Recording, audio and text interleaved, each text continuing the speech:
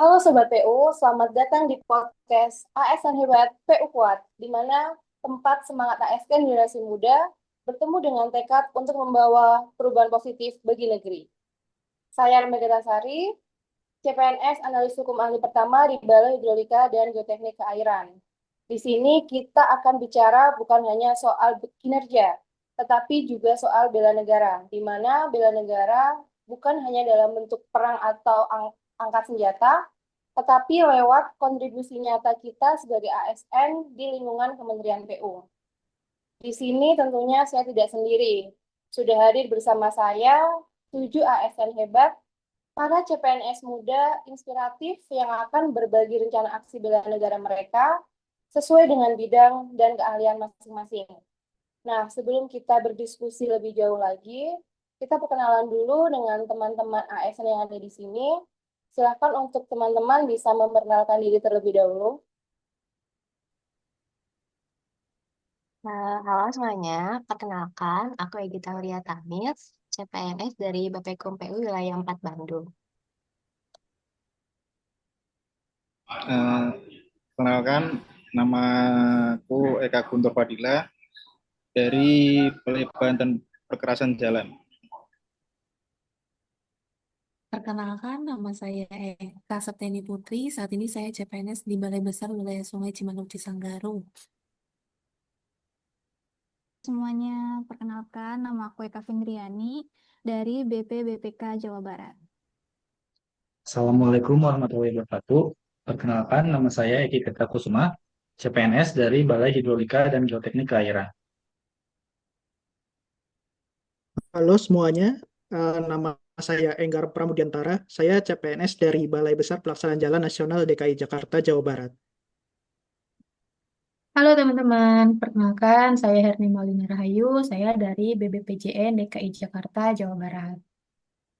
Nah, baik, karena kita sudah perkenalan dengan teman-teman semua yang ada di sini, bagi kita ASN generasi muda nih, mungkin bela negara berarti bekerja dengan integritas, mengedepankan profesionalisme, menjunjung nilai Pancasila, dan berani menghadapi tantangan demi kemajuan bangsa.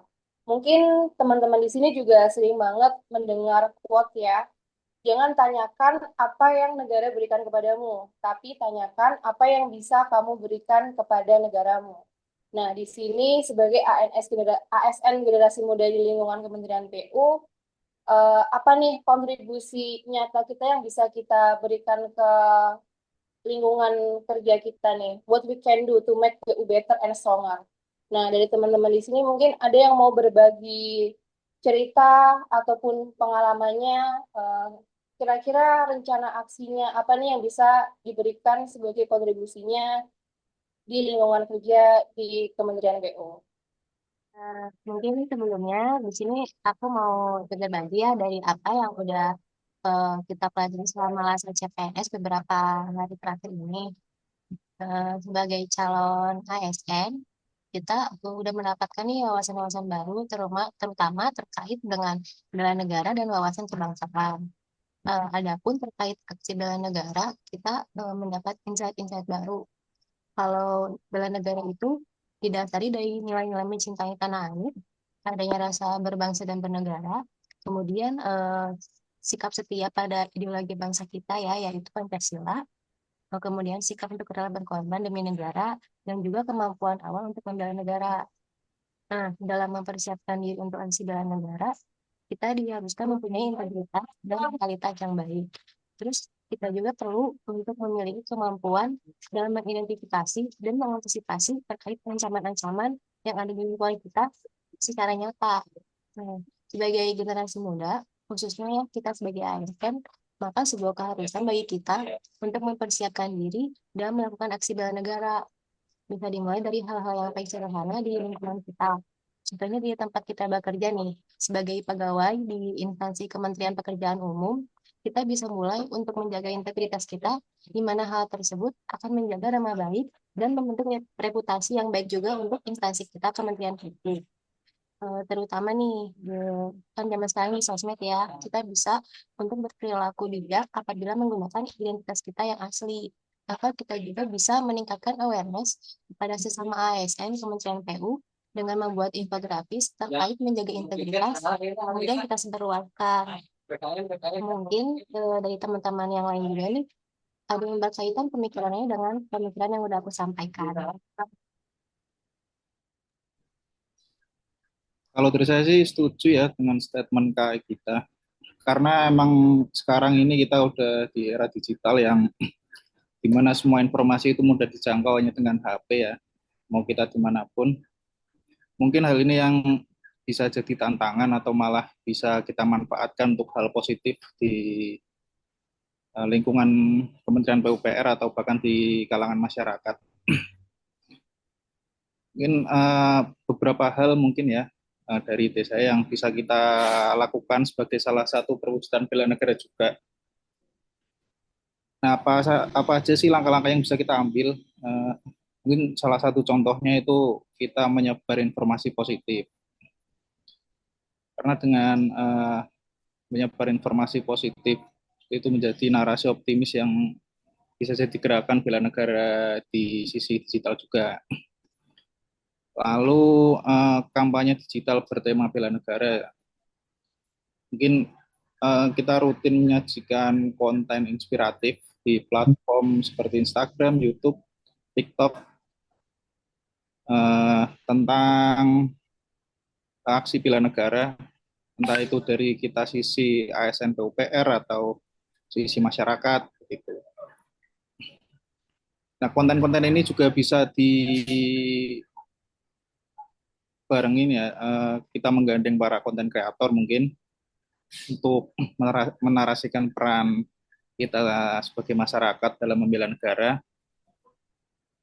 yang dimana konten tersebut bisa berisi video singkat, infografis atau kuis interaktif tentang bela negara atau edukasi visual, sehingga masyarakat dapat belajar dengan cara yang menarik gitu.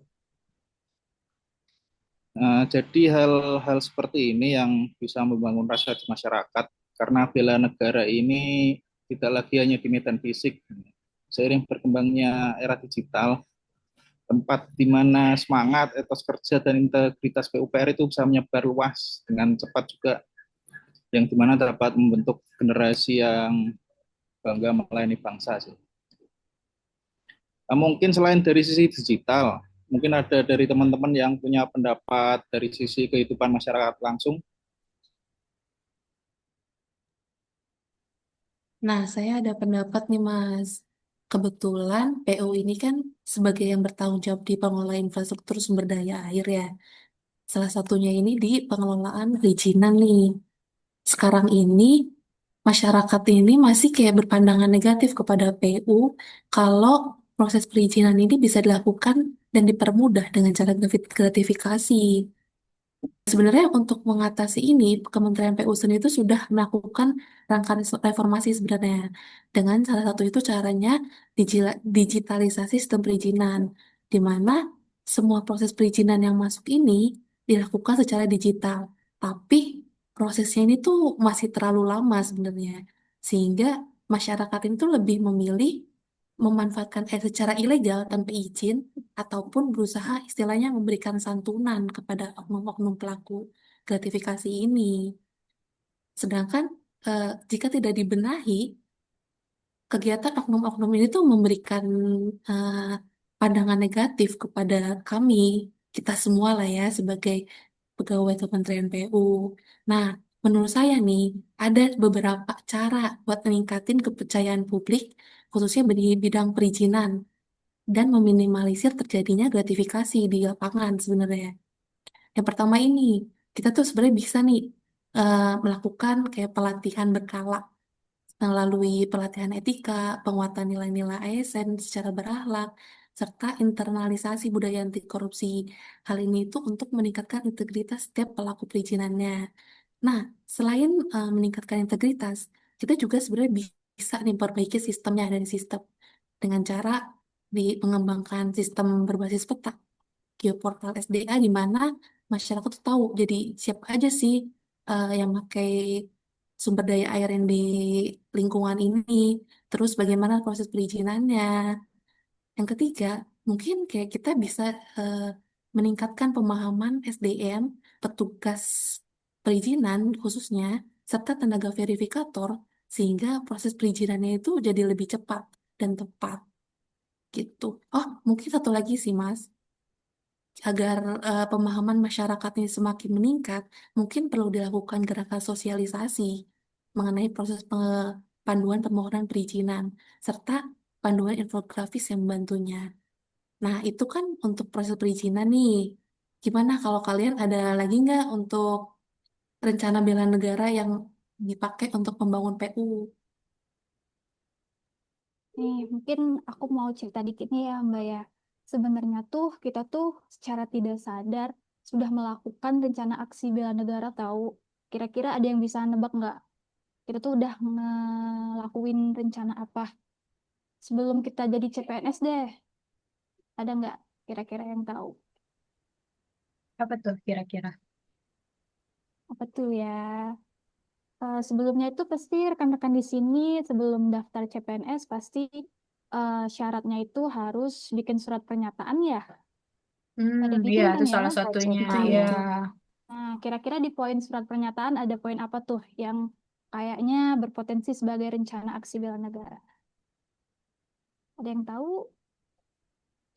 Yang pasti berkomitmen untuk mengabdi ya, mengabdi ketika nantinya diterima sebagai ASN di Kementerian PU gitu. Ya, betul sekali Mbak Erma.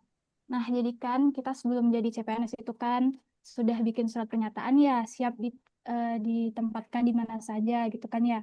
Nah, komitmen ini tuh bisa menjadi salah satu komitmen kita dan jika kita nanti ditugaskan atau ditempatkan di wilayah yang bukan daerah kita, terus juga misal nih kita ditugaskan di daerah 3T, tertinggal, terluar, dan terdepan, kita tuh udah komitmen dari awal dan komitmen ini tuh merupakan salah satu kontribusi kita dalam NKRI, dalam menjaga keutuhan NKRI dan juga sebagai insan PU, kita tuh bisa menjamin nih pembangunan infrastruktur merata nih buat masyarakat, baik dimanapun berada gitu kan ya.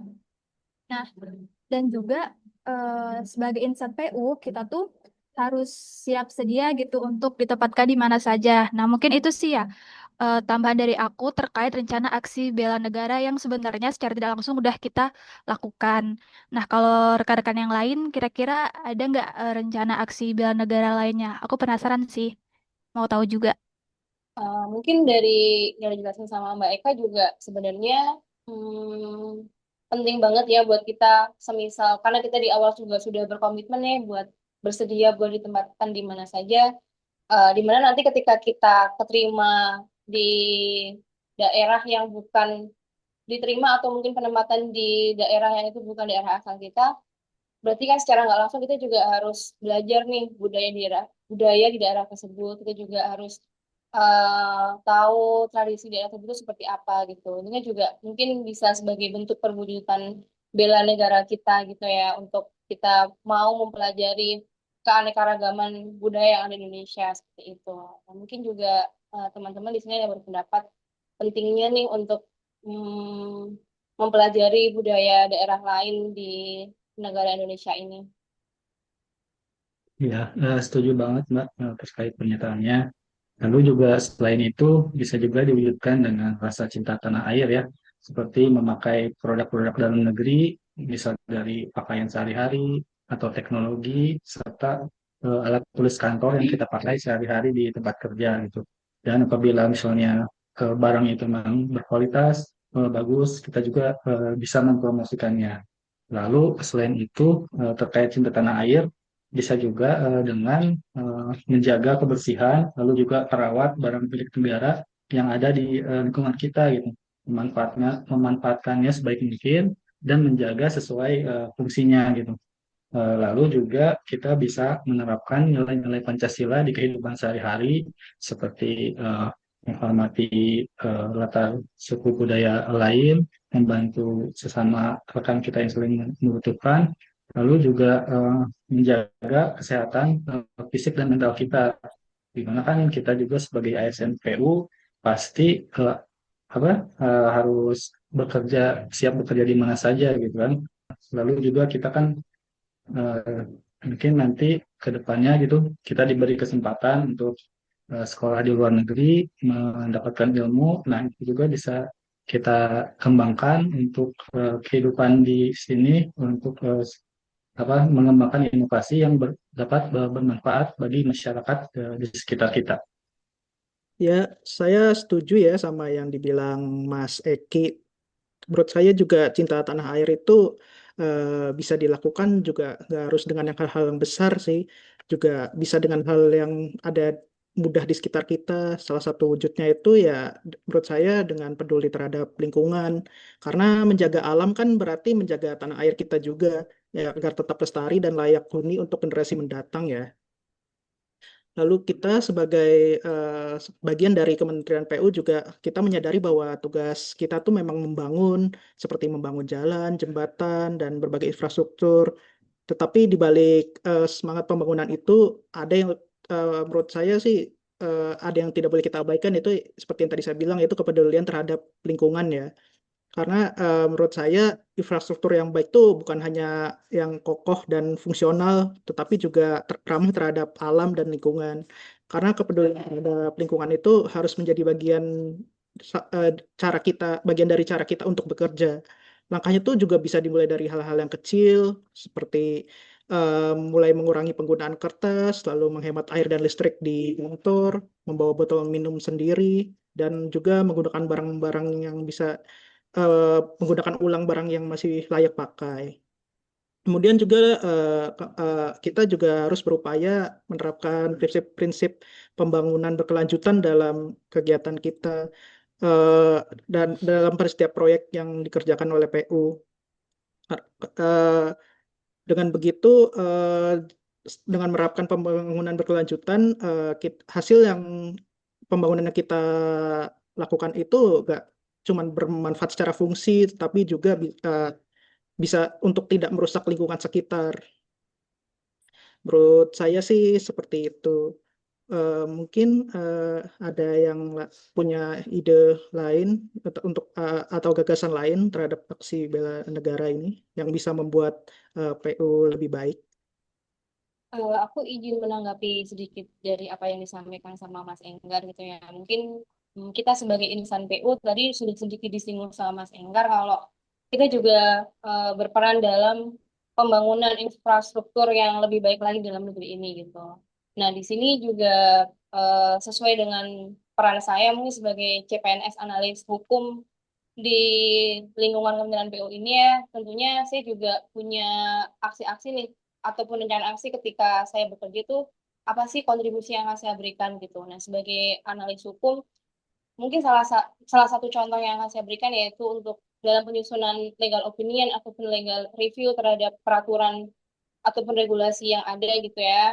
Mungkin kalau dari teman-teman juga ada yang ikut terlibat dalam pengadaan barang ataupun jasa pemerintah, di Indonesia ada regulasi baru ya terkait dengan Perpres nomor 46 tahun 2025 tentang pengadaan barang dan jasa pemerintah gitu ya. Jadi sebagai analis hukum, saya ingin berperan untuk melakukan pendampingan hukum maupun penerapan regulasi yang berlaku nih agar kebijakan nasional itu dapat terlaksana dengan tepat, agar pengadaan barang dan jasa pemerintah itu dapat sesuai dengan target yang ditentukan seperti itu. Itu juga merupakan wujud kepedulian kita sebagai ASN terhadap kemajuan tanah air. Selain itu, di sini saya juga ingin membantu dalam menyusun peraturan internal ataupun SOP dan juga memberikan edukasi hukum di lingkungan kerja saya gitu ya, yang merupakan wujud nyata dari kesadaran sebagai ASN yang taat terhadap budaya hukum di lingkungan kerja. Kemudian selain itu juga ada mereview peraturan, kontrak, ataupun dokumen hukum, dan juga menelaah hukum dan mencegah terjadinya pelanggaran yang ada sebagai perwujudan dari nilai Pancasila tentunya yang secara nyata dalam penyelenggaraan pemerintah.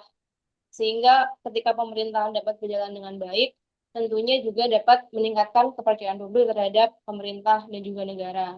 Kemudian di sini juga saya berkomitmen untuk menjalankan tugas, walaupun mungkin di sini teman-teman semua juga tahu ya, terkadang ketika menjalankan tugas, kita sering menghadapi tekanan ataupun berbenturan dengan beberapa konflik kepentingan gitu. Namun kembali lagi sebagai ASN kita harus bekerja secara profesional, harus menjaga objektivitas dan juga harus bekerja secara integritas gitu. Karena hal tersebut merupakan pengorbanan kita sebagai ASN yang mungkin tidak terlihat secara kasat mata gitu, tapi hal tersebut itu sangat penting gitu dan itu juga sebagai bentuk disiplin moral kita dalam bekerja gitu. Kemudian juga ketika kita bekerja dengan baik, nantinya kan kepercayaan publik akan meningkat kepada kita gitu. Dan seperti yang kita ketahui, mungkin di Kementerian PU ini kita juga bekerja sering bersama dengan para masyarakat gitu. Kita nggak hanya bekerja dengan pegawai internal PU, tapi kita juga bekerja dengan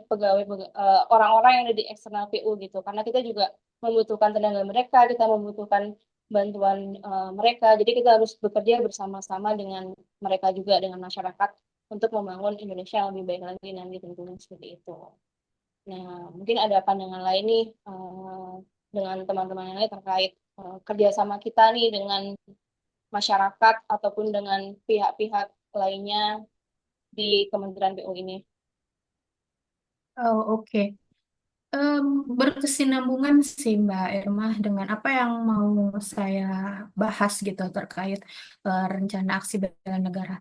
Setelah yang tadi dipaparkan ya oleh teman-teman, ada yang menceritakan tentang rencana aksi bela negara dalam bentuk integritas, gratifikasi, keanekaragaman budaya, rasa cinta tanah air, kebijakan hukum dan lain-lain. Nah, kalau kita tinjau mengenai rencana aksi bela negara itu memang memiliki makna cakupan yang luas ya. Dan apabila kita kilas balik pada materi Latsar hari ketiga tadi, itu ada slide yang menunjukkan bahwa ASN itu harus memiliki pelayanan yang inklusif.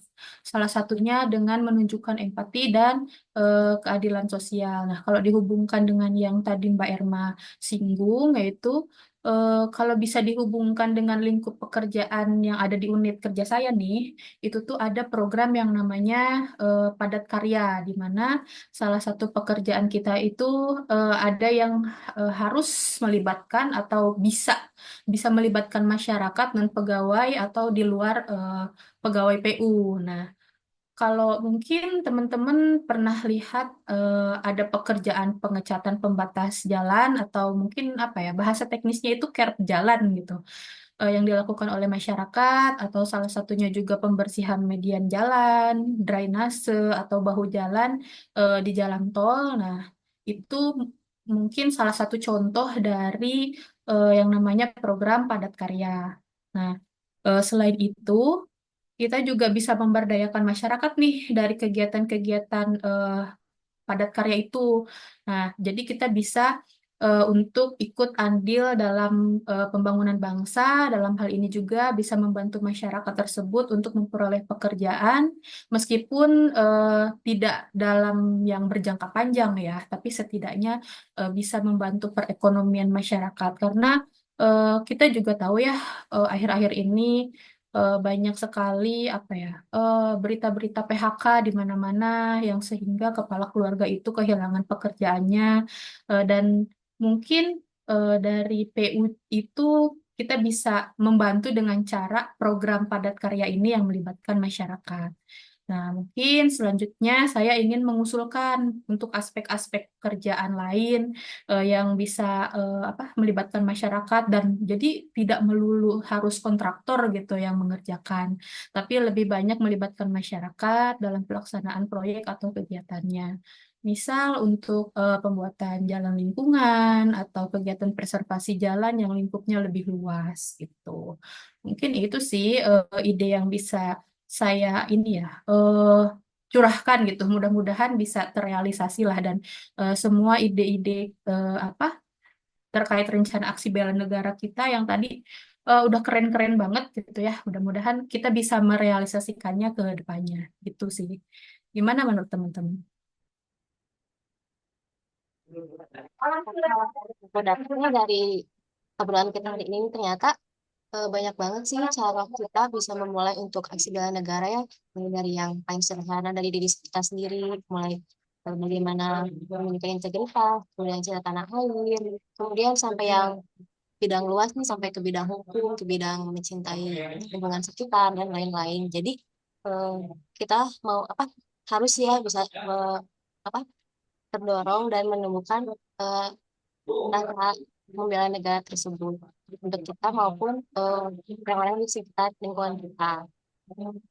Oke, mungkin tadi di sini kita sudah mendengarkan ya cerita dari teman-teman terkait dengan rencana aksi bela negaranya gitu di lingkungan Kementerian PU yang sangat menarik untuk bisa kita pelajari dan juga kita tiru untuk aksi-aksi dari teman-teman ini. Nah, Sobat PU, dari semua cerita hari ini, kita belajar bahwa membela negara tidak selalu ke medan perang. Sebagai ASN pun bisa menjadi pejuang melalui kejujuran, etos kerja, inovasi, dan keberanian untuk memperbaiki sistem. Ingat, memperkuat PU berarti memperkuat fondasi pembangunan Indonesia.